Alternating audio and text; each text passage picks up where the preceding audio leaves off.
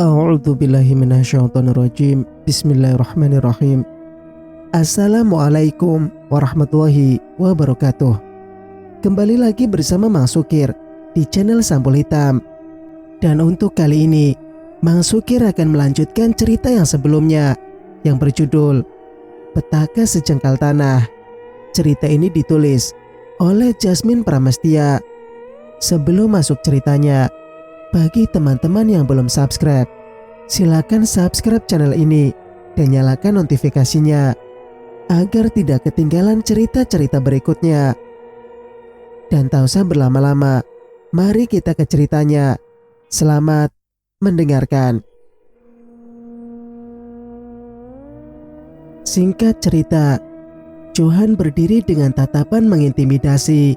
Seseorang muncul di belakangnya. Bram. Kamu. Dia berlari kecil menghampiri Nirmala. Tak minta izin dulu, pemuda 27 tahun itu langsung memeluk Nirmala.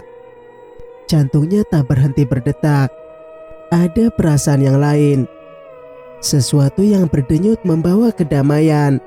Nirmala aman dan nyaman. Mungkinkah Bram khawatir terhadapnya? Maaf, ucap Bram penuh penyesalan. Tersadar, keduanya pun mengayunkan langkah ke belakang. Aku sudah bilang padamu jangan kemana-mana. Dan Mbok Narti. Mbok. Kalimat Bram menggantung sambil menatap pada asisten rumah tangganya. Perempuan setengah baya tersebut menundukkan kepalanya. Ia meremas ujung daster putih yang dikenakan. Jo, bawa mereka. Sebaiknya kita pulang sekarang. Ini sudah malam. Ditanya kepada Johan. Oke. Pemuda bermata sipit itu menghampiri ibunya Nirmala. Ia memapanya sampai menuju ke dalam mobil. Mbok Narti mengikuti langkah perempuan setengah abad itu. Lagi-lagi dia seperti ketakutan. Tinggallah Bram dan Nirmala. Ayo, kita pulang. Bram meraih jemarinya. Nirmala sedikit menolak. Karena jasad Bahar masih tergeletak di sana. Dia harus. Biarkan mayatnya di sana. Besok orang-orang yang akan mengurusnya. Nirmala mengernyitkan keningnya. Bingung dan aneh. Apa perlu ku gendong? Bram berusaha menggodanya dan mencairkan suasana. Nirmala tersenyum lalu menggelengkan kepalanya. Tidak perlu. Aku bisa jalan sendiri. Nirmala melenggangkan kakinya. Namun, tertahan karena Bram menarik lengannya. Tatapan keduanya bertemu saling memandangi. Nirmala, menikahlah denganku. Bumi berhenti berputar. Detik, menit, denyut nadi dan detak jantungnya pun ikut terhenti sesaat. Terhenyak, tentu. Dia kaget mendengar ucapan pemuda 27 tahun itu. Maaf, aku tidak bisa. Kenapa? Bibir Nirmala bergetar dan lidahnya pun mendadak keluh. Kaku tanpa bisa digerakkan untuk mengucapkan sepatah kata pun. Dirasakan pula detak jantung yang kian membuncah di dada. Apa aku kurang tampan? Bukan begitu, sanggah Nirmala. Bramantyo lebih dari kata tampan. Tetapi bukan karena tidak tampan, melainkan ia. Lalu, aku milik orang lain. Cengkraman tangannya perlahan mengendor. Ada raut kecewa terpancar di wajah Bram. Meskipun gelap, tetapi gadis 20 tahun itu bisa melihatnya dengan jelas. Atau kamu menerima lamaran Juragan Karso? Nirmala menganga. Bagaimana dia tahu? Gadis itu menepis tangan Bram dengan pelan. Bukan juga. Lalu apa? Kamu masih ragu tentangku? Tenang saja, aku tahu segalanya soal dirimu. Keduanya hening. Sementara di dalam mobil menunggu keduanya yang tak kunjung datang. Aku sudah. Jangan dijelaskan. Aku tahu Nirmala.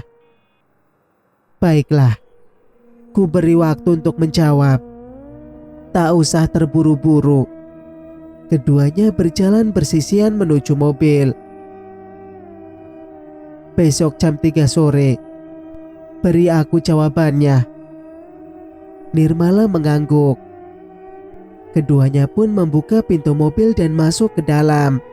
Di sisi lain, seseorang mengintip dan menguping pembicaraan mereka. Gegas ia bersembunyi di balik semak-semak. Setelah kendaraan roda 4 itu menjauh, dia pun muncul dari persembunyiannya.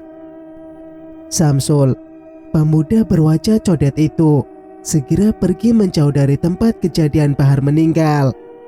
Ia tinggalkan mayat temannya seorang diri di semak-semak dengan kondisi mata melotot, luka sayatan lebar di leher dan bersimbah darah. Kini, binatang kecil-kecil mulai mengelilingi jasadnya yang malang. Singkat cerita, di kediaman Juragan Karso, Samsul menghentikan kendaraan roda 2 hasil curiannya. Gegas ia parkirkan di depan pintu gerbang yang masih terbuka lebar. Juragan! Samsul berlari menghampiri tuannya. Napasnya hampir habis, bahkan seperti tercekik di batang lehernya. Beberapa orang yang berkumpul sontak menoleh padanya. Ada apa, Sul? Kayak dikejar setan saja, celetuk Juragan Karso. Musik koplo mengiringi malam mereka. Minuman alkohol pun tak luput berada di genggaman tangan. Samsul membisikkan apa yang didengarnya tadi ke telinga tuannya. Apa? Mata Karso melotot lebar, hampir terlepas dari tempatnya. Botol yang ada di tangannya dibanting ke lantai teras. Seketika pecahan botol berhambur kemana-mana. Bram! Tatapannya sinis ke arah pagar. Gerahamnya mengeras menimbulkan suara saling bergemeletuk. Juragan Karso bingung harus bagaimana lagi. Nirmala menjadi incaran pemuda dari kota. Ini tidak bisa dibiarkan. Langkahnya kalah cepat dengan musuhnya. Gara-gara wanita sialan itu, aku harus mengembalikan uangnya kepada Bahtiar.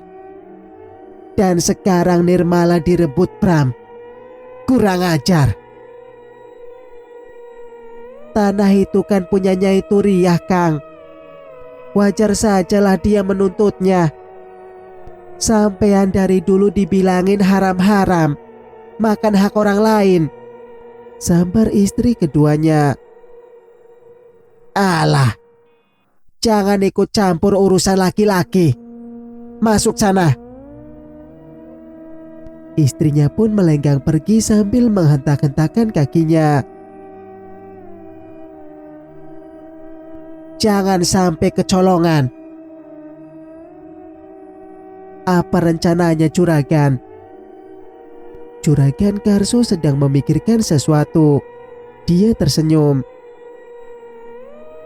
Singkat cerita, pagi ini begitu cerah. Namun tidak secerah hati Nirmala dan juga hati ibunya. Gadis cantik 20 tahun itu sangat bingung karena ungkapan lamaran yang diucapkan Bram tadi malam sungguh mengusik pikirannya. Di sisi lain, ibunya seperti sedang menyimpan sebuah rahasia. Nirmala mencoba membujuknya untuk mengungkap apa yang sedang mengganjal pikiran wanita 50 tahun tersebut. Ribuan kali mencoba membujuk, tetap saja ibunya tidak mau memberitahu apa yang sedang melandanya. Nirmala bingung harus berbuat apa. Nanti dia akan menjawab apa. Di satu sisi, soal jenazah yang ditinggalkan mereka tadi malam. Bagaimanakah nasibnya? Apakah sudah diurus dan ditemukan warga atau dimakan binatang buas? Pikirannya bercabang. Haruskah dia melaporkan ibunya kepada pihak yang berwajib? Tetapi sang ibu terus saja menolak dan mengatakan bahwa dia bukanlah pelakunya. Dia bukan pembunuhnya. Jika memang bukan pelakunya, lantas siapa? Kenapa Bahar bisa mati? Jelas-jelas mayatnya tergeletak di hadapan ibunya. Dan di sana pun Nirmala menemukan pisau yang digunakan untuk menggorok leher Bahar. Nirmala nampak di tempat duduknya. Dia beranjak dari kasur empuk dan memutuskan mengintip aktivitas warga dari jendela kamarnya. Ibunya entah tak tahu kemana. Pun sama dengan Mbok Narti. Keduanya mendadak menghilang usai sholat subuh. Nirmala melirik jam yang tergantung di dinding kamar. Pukul 10 pagi. Beberapa jam lagi gadis berbulu mata lentik itu harus sudah siap dengan jawabannya. Pukul 15 nanti, Bram akan menemuinya menagih jawaban atas cintanya. Ke-10 jari lentiknya saling bertautan. Sesekali dia menarik napas panjang. Rasanya lelah memikirkan jawaban yang tepat untuk pemuda itu. Dibilang tidak cinta, Nirmala tidak bisa mendustai perasaannya sendiri. Ya, dia memang sudah jatuh cinta kepadanya. Namun, seolah tubuhnya yang hina, rasanya tak pantas bersanding dengan pemuda tampan dan kaya raya itu. Menolaknya pun hatinya berat. Artinya dia harus kehilangan Bram. Mustahil, itu mustahil. Bagaimana bisa mereka langsung menikah, sementara mereka saja baru saja saling kenal? Ibu, kemana lagi dia? Gerutunya. Nirmala mengayunkan langkahnya menuju lemari pakaian untuk mencari jilbab yang akan ia kenakan. Dia membuka daun pintu, kemudian memilih jilbab yang dibelikan Bram beberapa hari yang lalu. Ketika dia baru pindah ke rumah itu, kedua matanya menangkap sesuatu di balik lipatan jilbabnya.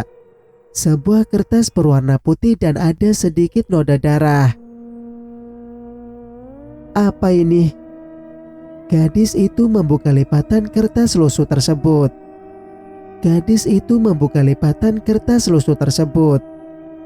Dok, pergilah yang jauh dari sini. Pergilah sejauh mungkin. Namun sayangnya isi pesan tersebut terpotong karena kertasnya sobek. Gadis berlesung pipi itu terdiam sambil mencerna tulisan di kertas putih yang ternoda bekas darah kering. Sebenarnya ada apa? Apa tidak terlalu terburu-buru menikah dengan Bram? Mereka belum mengenal dalam hitungan berbulan-bulan lamanya. Nirmala semakin pening. Seharusnya Nirmala bahagia dilamar pujaannya. Kalau terburu-buru kesannya seperti ada yang ditutup-tutupi. Hamil misalnya, nanti apa kata orang? Apa kata tetangga? Gadis cantik berbalut gamis merah muda itu semakin bingung. Bram pikir, ini mudah. Tidak bagi Nirmala. Dihembuskannya napasnya dengan panjang dan berat. Nirmala menarik napasnya lagi sambil memijit pelipisnya. Bukan soal lamaran, tetapi soal selembar kertas lusuh bernoda darah dan hanya sepenggal kata karena sobek. Benar-benar membuat kepala pusing 7 turunan. Ibunya dan Mbok Narti pun tak nampak batang hidungnya. Sejak sholat subuh, keduanya menghilang tanpa jejak. Tiba-tiba Nirmala teringat kata ayahnya dulu. Bila terhimpit beban pikiran ada baiknya sholat istikharah dulu. Terutama soal jodoh. Nirmala melirik sekilas ke arah jam dinding. Sebentar lagi jam 11 siang. Tak terasa waktu begitu cepat dan singkat. Gadis cantik itu segera berwudu untuk menunaikan sholat duha. Dan disambung sholat istikharah. Berharap menemukan jalan keluar serta jawaban yang akan diungkapkan kepada Bram. Memang ada baiknya sholat istihara itu ketika menjelang tidur malam atau dilaksanakan selesai sholat isya. Namun, Nirmala memilih waktu menjelang tuhur karena baru sempat dan ingat. Semoga saja ada gambaran dan kemantapan hati. Singkat cerita, pukul 14.40, Johan menjemput Nirmala dari rumah. Pemuda bermata sipit itu membawanya ke sebuah taman yang ditentukan Bram. Selain menjadi tangan kanannya Bram, Johan juga menjadi sopir pribadinya. Sehingga apapun yang dilakukan Bram, Johan mengetahui segalanya. Di sisi lain, pemuda berkulit putih itu menjadi sahabatnya dikala waktu senggang di luar pekerjaannya. Nirmala tampak anggun dan cantik mengenakan gamis merah muda dipadukan jilbab yang senada. Tak memakai riasan mencolok. Dia sudah terlihat cantik dan memukau. Johan saja terpana apalagi Bram. Makanya banyak yang tergoda dan tergila-gila, termasuk Juragan Karso. Seolah kecantikannya tak lekang oleh waktu. "Kita mau kemana?" tanyanya pada laki-laki bermata sipit. "Ke sebuah tempat yang indah. Entar juga lo tahu. Kejutan. Masa gue bocorin?" Dia menjawab dengan nada dingin. Pandangannya fokus ke depan sambil memainkan kemudi mobil. Nirmala menelan ludahnya. Jarang berbicara dengan pemuda di sebelahnya membuat suasana canggung. Mereka bertemu hanya bertukar senyum, lalu bicara seperlunya. Mas Johan tahu di mana ibuku?" "Mas, lu pikir gue tukang bakso? Panggil gue Johan, Jojo atau Han, biar kagak terkesan gue udah tua." Nirmala menahan senyum sembari memainkan jari-jari lentiknya di atas paha. "Gak usah banyak tanya. Entar juga lihat di sana." Gadis cantik berlesung pipi itu pun terdiam. Benar apa yang dikatakan Johan. Sebaiknya diam saja. Mengikuti alur yang dimainkan oleh Bram juga Johan, Nirmala hanya bisa pasrah. Nirmala menatap jalanan yang bergelombang dan dipenuhi batu-batuan kecil. Ketika roda besar menggilas material, terdengar suara gemeletak yang memilukan di bawah ban mobil. Pemandangan yang asri di balik kaca mobil. Danau besar, pohon-pohon jati mengelilingi bibir danau. Bunga-bunga indah bermacam warna dan hembusan angin menggoyangkan dahan-dahan pohon. Nirmala begitu menikmati meskipun dari dalam mobil. Ia tahu, pasti udaranya segar ditambah lagi cuaca mulai sejuk, mendung dan berangin. "Apa maksud kertas yang kutemukan itu ya? Ibu, kenapa tidak langsung bicarakan ini padaku? Sebenarnya ada apa?" Nirmala memicit pelipisnya memusatkan pikirannya, mencerna makna yang tertulis di kertas bernoda darah. Penat. Ia pun menyudahinya. Semakin dipikirkan semakin pening kepalanya. Gadis cantik itu menarik napas perlahan. "Sudah sampai." Suara Johan membuatnya sedikit tersentak. Keduanya pun keluar dari mobil. Nirmala takjub menatap sebuah halaman yang dipenuhi pemandangan hijau. Di pinggir danau dan di sana pula ada beberapa gazebo yang sengaja disediakan. Gadis 20 tahun itu terkesiap melihat gazebo bercat kuning. Di sana ada ibunya dan Mbok Narti. "Ibu." Segera ia melanjutkan langkahnya dengan langkah yang panjang. Rasa tak sabar membuatnya ingin berlari menghampiri ibunya yang sudah duduk lesehan. Bram. Pemuda itu penuh misteri, romantis, tetapi bersikap dingin. "Sore Om." Nirmala menangkupkan kedua tangannya di depan dada. Bahtiar tersenyum lebar. Sore, sapanya kembali. Ibu. Nirmala memeluknya. Kerinduan bercampur bingung siap memenuhi isi kepalanya. Kejutan. Bram melirik Turiah. Nirmala sekarang bisa bernapas lega. Rupanya menghilangnya sang ibu merupakan bagian rencana Bram untuk memberinya kejutan. Semuanya berkumpul di tempat ini. Tentu Nirmala merasa bahagia sekaligus merasakan denyut jantung yang tak kalah menegangkan. Bram, Johan, Bahtiar, Mbok Narti, ibunya dan Nirmala duduk di sebuah gazebo menghadap ke danau. Angin sepoi-sepoi menyapa mereka, mengelilingi meja bundar yang dirancang alami dari batang pohon besar yang dipotong bulat. Duduk lesehan beralaskan tikar anyaman rotan. Di atas meja ada beberapa minuman yang sudah dipesan dan beberapa camilan untuk menemani obrolan serius ini. Bram yang memulainya. Dia duduk tepat berseberangan dengan ibunya Nirmala. Sedangkan Nirmala berhadapan dengan Mbok Narti. Bram ingin melamar Nirmala, Pak. Nirmala menunduk malu sambil meremas ujung kerudungnya. Terus, apa Nirmala mau? Tanya Bahtiar. Hari ini Bram dan kita semua akan mendengar jawabannya di sini. Bagaimana, Nirmala? Bram menatap Nirmala. Aku... Nirmala menunduk. Jantungnya hampir copot. Angkat wajahmu dan tatap aku. Nirmala mengangkat pandangannya ke arah Bram. Adapun masa lalumu, aku tidak akan mengungkit. Menuntut untuk sempurna. Kita jalani bersama memulai hidup baru. Masalah kita baru kenal tidak masalah. Aku sudah mengenalmu sudah lama tanpa kau sadari.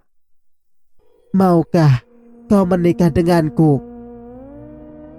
Nirmala menatap ibunya, begitu juga dengan Mbok Narti. Perubahan raut wajah dari keduanya membuat Nirmala bertanya-tanya, seakan mereka dalam tekanan. Dari sorot mata yang gelisah seperti menandakan penolakan.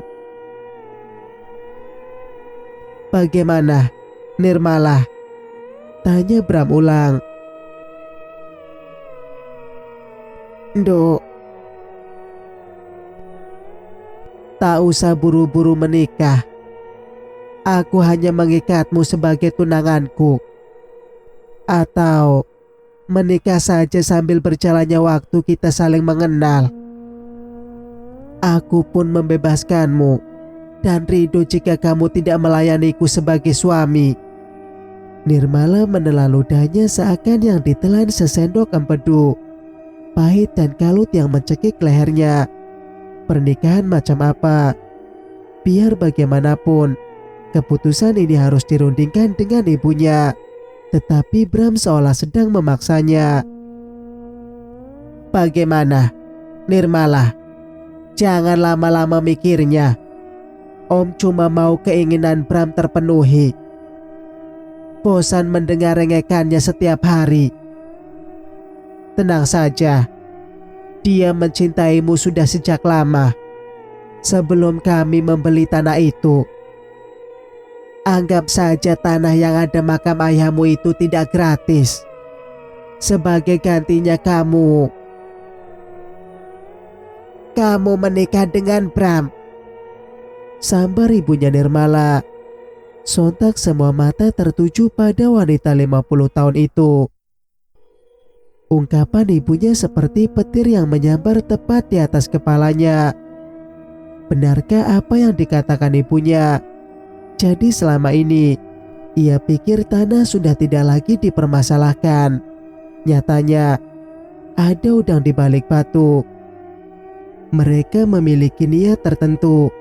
dan pada akhirnya membuat Nirmala pun terjebak dalam situasi yang mencepitnya. Nirmala tidak sengaja menatap Bram. Pemuda 27 tahun itu menatap ibunya seperti sedang mengancam melalui binar mata. Seperti ada hal yang tidak bisa dijelaskan oleh ibunya. Nirmala pun merasa ada kejanggalan yang terus meronta dalam kepalanya. Di sisi lain, wanita seperti dirinya pun butuh perlindungan dari kejamnya Juragan Karso.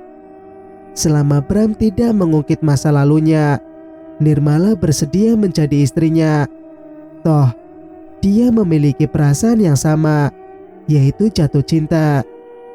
Namun, Nirmala menjadi curiga dengan gelagat 3 orang yang mengelilinginya. Ibu, Mbok Narti dan Bram. Sebenarnya ada apa? Gadis berjilbab merah muda itu menarik napasnya dalam-dalam. Keputusan yang akan ia ambil sangat berisiko panjang. Entah ibunya yang tidak setuju atau dirinya yang terlanjur cinta. Baik, aku bersedia. Sinar mata ibunya dan Mbok Narti seolah terkejut dan takut. Berbanding terbalik dengan Bram, pemuda itu justru sangat bahagia karena lamarannya diterima dengan sukarela oleh gadis pujaannya. Lagi-lagi Nirmala tidak sengaja menangkap raut wajah orang-orang yang ada di sekitarnya. Calon ayah mertuanya dan Johan nampak seperti biasa-biasa saja. Tetapi ada gelagat yang mencurigakan. Entah apa, Nirmala pun tidak tahu. Johan memberikan sebuah kotak dilapisi kain berudu berwarna merah yang berisi cincin. Rupanya Bram sudah menyiapkannya. Kotak cincin berwarna merah hati tersebut diberikan kepada Turiah untuk mewakili menyematkan cincin di jari manis Nirmala. Tangan ibunya gemetaran saat meraih cincin yang akan disematkan pada jari putrinya. Nirmala merasa aneh dan heran. Seharusnya dia yang gugup bukan ibunya. Nirmala tidak sengaja menangkap pandangan ibunya yang seperti sedang ketakutan. Dan di sudut matanya tercipta butiran kristal yang siap meluncur ke pipinya. Ada apa? Ibunya terharukan. Setelah menyematkan cincin yang kini terpasang di jari manis Nirmala, Bram menjelaskan langkah-langkah berikutnya yang akan mereka tempuh ke jenjang pernikahan. Rumah yang disewa oleh Bram pun sudah dibeli beserta tanahnya. Semuanya diberikan untuk Nirmala dan atas nama calon istrinya. Untuk soal ini pun, pengusaha teh dan cengkeh terkaya itu menyerahkan semua urusannya pada putranya. Dia hanya ingin putranya hidup bahagia dengan pilihannya sendiri. Ada satu hal yang menurutnya tidak masuk akal. Kenapa calon suaminya membeli rumah dan tanah di desa mati tersebut? Bukankah jauh dari keramaian atau nanti suatu saat Juragan Karso datang mengganggunya tanpa orang-orang mengetahuinya? Siapa yang akan menolongnya? Ini benar-benar aneh. Hujan turun sangat deras pasca lamaran hingga larut malam. Nirmala duduk di sisi ranjang sambil memandangi jarinya yang kini melingkar sebuah cincin indah bermata biru. Usai acara lamaran yang dilaksanakan secara sederhana, ibunya tak banyak bicara kepadanya.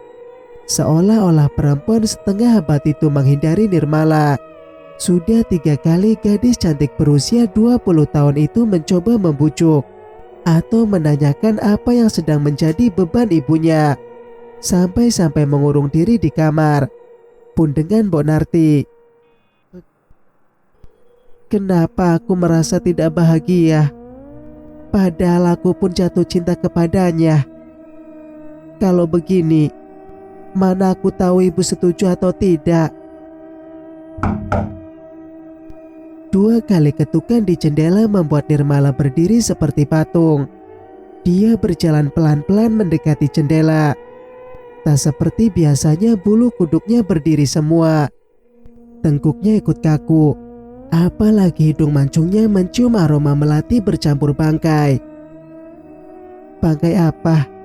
Tikus, bisik Nirmala di dalam hati. Ah, tidak, bangkai yang tak biasanya. Ini menyengat. Duh Gusti, bangkai apa ini? Bersambung, nantikan kelanjutan ceritanya di video berikutnya. Wassalamualaikum warahmatullahi wabarakatuh.